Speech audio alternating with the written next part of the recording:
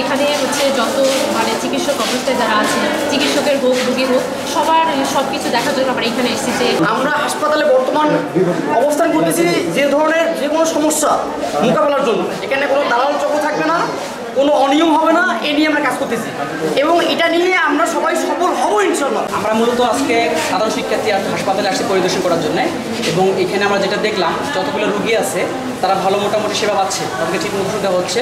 এবং একটা জিনিস আমরা খেয়াল করলাম এবং আমাদেরকে সবাই বুঝে দিচ্ছে যে হাসপাতালটা নোংরা, এবং আমরা এটা নিয়ে যারা ডিউটিতে আছে তাদের সাথে কথা বললাম, তারা বললো আমাদের যে না, আমাদের হাসপাতালে ক্লিনারের সমস্যা, ক্লিনারের খুব সংকট, যার কারণে হাসপাতালে নোংরা দেখা যাচ্ছে। কারণ তারা সকালে এসে কাজ করে যায় এবং বিকেলের মধ্যে আমার অপরিষ্কার হয়ে যায়, তারা দিনে একবার কাজ করতেছে, যার কারণে হাসপাতাল নোংরা থাকতেছে। মূলত বিষয়টা হচ্ছে যে সব কিছু মোটামুটি ঠিকঠাক আছে, দালাল চক্র আগের থেকে অনেক কমছে। আমরা জানতাম যে দালাল অনেক ছিল, কিন্তু আমরা গতকালকেও আসছিলাম, শিশু ইউনিটে ভিজিট করেছিলাম, সেখানেও একটা কথা উঠে আসছে যে হাসপাতালে নোংরা অবস্থা থাকে এবং হাসপাতালের চারপাশে অনেক নোংরা আবর্জনা আছে।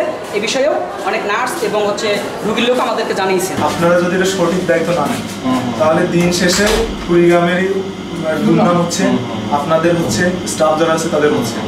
আমরা চাই যে আপনারা শক্তভাবে এটা প্রতিহত করেন।